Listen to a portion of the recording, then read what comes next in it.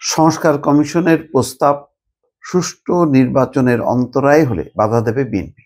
নির্বাচন কমিশনও কিছু কিছু প্রস্তাব মনে করে যে তাদের যে নিরপেক্ষতা, তাদের যে স্বাধীনতা সেটা খর্ব করছে।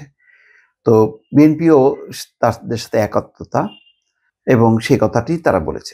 বিএনপির ৩ সদস্যের প্রতিনিধি দল আজকে প্রধান নির্বাচন কমিশন সহ সব কমিশনারদের সঙ্গে বৈঠক করেছে। বৈঠকের পর তারা সন্তুষ্ট প্রকাশ করেছে এবং তারা মূলত, আমি যেটা গেস করি, যে কত দ্রুত নির্বাচন তারা করতে পারবে সেই বিষয়টি তারা জানতে এসেছিল এবং নির্বাচন কমিশন থেকে তাদেরকে পুরো প্রস্তুতি, তাদের সবকিছু তারা জানিয়েছে।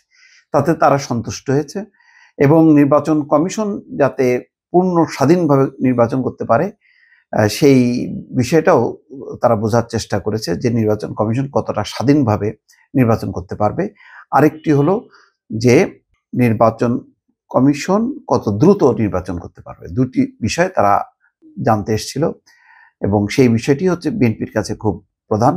এবং বিএনপি যে নির্বাচনকে গুরুত্ব দিচ্ছে, দ্রুত নির্বাচন যে চায়, তার কারণেই কিন্তু আজকে তারা এসছে। এবং এই আসার কারণ হলো যে প্রধান উপদেষ্টা ডক্টর মোহাম্মদ ইউনূসকেও তারা নির্বাচন কমিশনের সঙ্গে তাদের যে বৈঠক হয়েছে সেই বৈঠকের প্রেক্ষিতে নির্বাচন কমিশন কি বলেছে, তাদের উপলব্ধি কি, সেই বিষয়টি তারা প্রধান উপদেষ্টাকে জানাবে এবং অনুরোধ করবে, যেহেতু নির্বাচন কমিশন দ্রুত নির্বাচন করতে প্রস্তুত, যেখানে বলেছে যে মে জুন মাসের মধ্যেই তাদের সমস্ত কাজ শেষ হয়ে যাবে, ফলে সেখানে আর কোনো দেরি হওয়ার কোনো সম্ভাবনা নেই।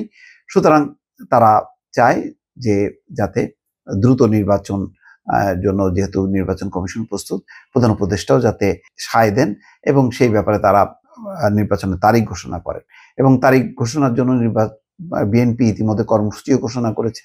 রোজার আগ পর্যন্ত তারা 64টা জেলায় সভা সমাবেশ করবে এবং তাদের বক্তব্য থাকবে একটাই, যে বর্তমান যে সংকট, সেই সংকট উত্তরণের একমাত্র পথ হচ্ছে একটা নিয়ম মাফিক, একটা শাসনতান্ত্রিক সাংবিধানিক একটি সরকার প্রতিষ্ঠা করা দরকার এবং সেটার জন্যই দরকার দ্রুত নির্বাচন।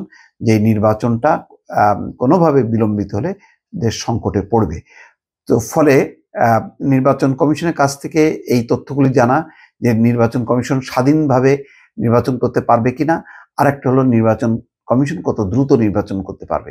তো দুটি বিষয় তারা জেনেছে, বুঝেছে এবং তার ভিত্তিতেই তারা প্রধান উপদেষ্টার সঙ্গে আলোচনা করবে, অথবা বলা যায় দর কষাকষি করবে। দর কষাকষি করে প্রধান উপদেষ্টা নিজে থেকেই যদি নির্বাচনের তারিখ ঘোষণা করতে সম্মত হন, তাহলে তো তাদের জন্য এটা বড় একটা পাওয়া, ফলে কোনো ঝুট ঝামেলা ছাড়াই। এবং এই ব্যাপারে আমার ধারণা যে অন্য কোনো রাজনৈতিক দলও বাধা দেবে না। ফলে মানে বিএনপির যে দুশ্চিন্তা বা টেনশন, যে এরকম সন্দেহ বিশ্বাস, সবগুলো থেকে মুক্ত হয়ে নির্বাচনের পথে দেশকে নিয়ে যেতে পারবে বলে বিএনপি বিশ্বাস করে। দর্শক ভালো থাকবেন। আল্লাহ হাফেজ।